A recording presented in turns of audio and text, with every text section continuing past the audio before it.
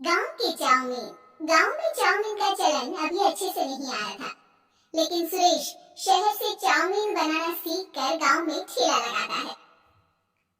अरे ये केचुआ है क्या भैया? कैसे खाया जाता है? अरे नहीं नहीं, ये चाउमीन है। चाउमीन शहर में खाया जाता है। कितने की दे रहे हो सुरेश? 10 रुपए की प्लेट भरकर। तभी वहां शहर से पढ़ा एक लड़का आता है। जरा एक प्लेट चाउमीन तो देना। सुरेश उसे चाउमीन देता है। उसे चाउमीन खाता देख गांव वाले भी उससे चाउमीन ले लेते हैं और खाने लगते हैं। अरे वाह सुरेश भैया, कमाल की बनाए हो। 2 प्लेट मेरे बच्चों के लिए भी पैक कर दो। बस फिर क्या था, सुरेश का ठेला लगता है और चाउमीन खरीदने वालों की लाइन लग जाती है। तभी वहां से गांव का साहूकार होकर गुजरता है। और ये क्या भीड़ लगी है? लगता है झगड़ा हो गया है गांव में। चलूं मैं अभी तो मजे ले लूं। और कहाँ है इतनी भीड़ लगी है यहाँ? लड़ाई हो गई है क्या? अरे साहूकार साहब, ना ना ना, कोई लड़ाई ना हुई है। ये तो सुरेश की दुकान है चाउमीन की। हम लोग चाउमीन खाने आए हैं, आप भी खाइए ना। साहूकार चाउमीन खाता है और सुरेश की तरफ देखता है, जो सारे दिन के पैसे गिन रहा होता है। अरे सुरेश, क्या लागत है इस काम की? अरे साहूकार जी, आप अब आए तो ये पूरे 10,000 रुपए ले जाइए, जो पिछले साल शहर जाने से पहले आपसे लिए थे ना। लागत तो क्या कहे, जो आपने दिया था उसी में सीखा भी है और दुकान भी खोल ली। अरे पैसे इतने जल्दी क्या जरूरत थी? कैसे जरूरत नहीं थी साहूकार जी, इतना मोटा ब्याज कहाँ से भरते। साहूकार को अब सुरेश की दुकान को हड़पने की लालच आ जाती है। मामा करते ये सारे दिन में 500 रुपए कमा ही लेता है। अरे गांव में ये ऐसे ही कमाता रहा तो कहीं ब्याज का काम ना शुरू कर दे। अरे भैया, कोई ना कोई जुगाड़ तो करना पड़ेगा। अब साहूकार घर आ जाता है और अपनी बीवी को सारी बात बताता है।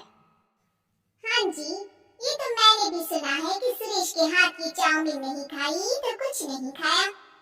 अरे हाँ हाँ, सही ही कहता है। मैं भी खा कर ही आ रहा हूँ। अरे भाग्यवान, कितना अच्छा हो ना अगर वो पैसा हम लोगों को मिल जाए। क्यों? हैं? हाँ, वो तो है, लेकिन कैसे? हम लोगों को तो चाउमीन बनाना आता ही नहीं है। साहूकार और उसकी बीवी अब रोज चुपके से सुरेश के घर जाते हैं और खिड़की से उसे चाउमीन बनाते देखते। अब क्या था, दोनों को चाउमीन बनाना आ जाता है।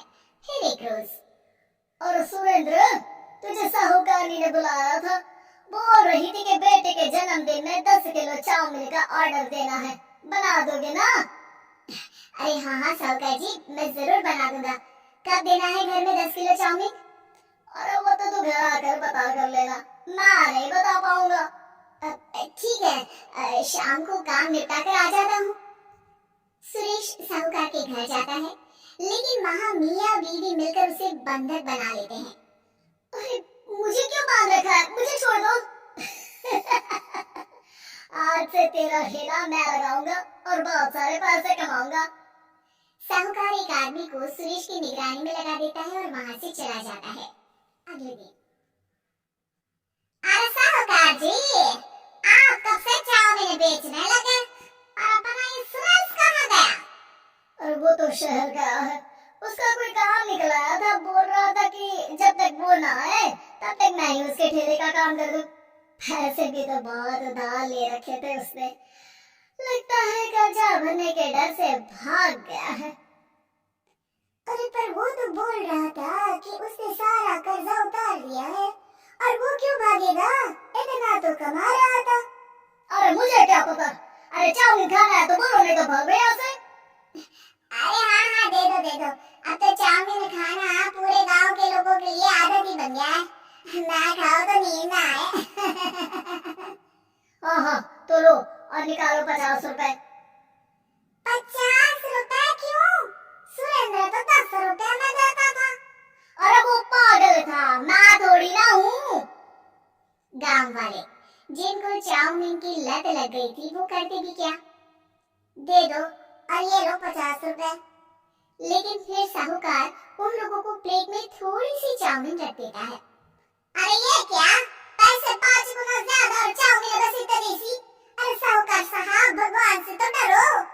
बस फिर क्या था, साहूकार की मन मर्जी चलने लग जाती है और गांव वाले करते भी क्या।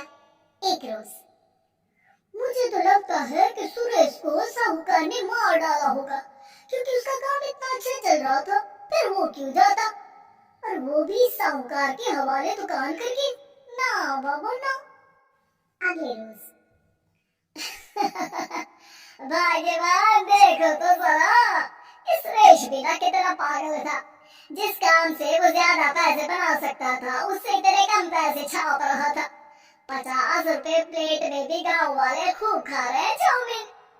हाँ जी, और जितने में वो लोगों को 10 प्लेट खिलाता था, भर भर कर हम लोग उतने में 20 प्लेट बना रहे हैं। क्यों जी?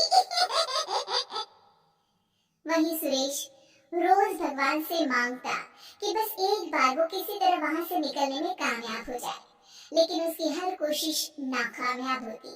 फिर एक दिन, और भाग्यवान, ऐसा कुछ करो कि चाउमीन बनाने का खर्चा आधा हो जाए, जिससे हम लोगों को और मुनाफा हो। ना जी, मुझे तो कोई तरकीब ना सूझ रही। सुनो, एक काम करते हैं, चाउमीन बनाने में जो सब्जी लगती है वो मंडी में लेने तुम देर रात चली जाना। तब तक वो सारी सड़ी गली सब्जी जो दुकानदार वहीं फेंक जाते हैं, वो उठा कर ले आना फ्री में। अरे वाह जी वाह, आप तो बहुत समझदार हैं जी। बीवी वैसा ही करती है, लेकिन अब लोग चाउमीन खाते तो मुंह बनाकर। फिर एक बार, अरे राम राम राम, ये पेट में दर्द काहे हो रहा है? हाय रे हाय, मेरा भी पेट दर्द के मारे फटा जा रहा है। सभी को शक हो जाता है कि उन लोगों को चाउमीन खाने से ही ये बीमारी हो गई है। वहीं दूसरी तरफ जो आदमी सुरेश की निगरानी कर रहा था, वो सो रहा होता है और मौका देखकर सुरेश वहां से भाग जाता है। सुरेश गांव वालों के पास जाकर उन्हें सब कुछ बता देता है। बस अब क्या था, साहूकार के घर पुलिस पहुंच जाती है। चलो, तुमने गांव के लोगों को खराब सब्जी वाली चाउमीन खिलाकर बीमार किया और सुरेश को बंधक बनाया। तुम्हें इसीलिए हम गिरफ्तार कर रहे हैं। साहूकार को पुलिस ले जाती है और फिर अगले दिन से सुरेश का ठेला गांव के बाजार में लग जाता है, जहां अब पहले से ज्यादा भीड़ होती है।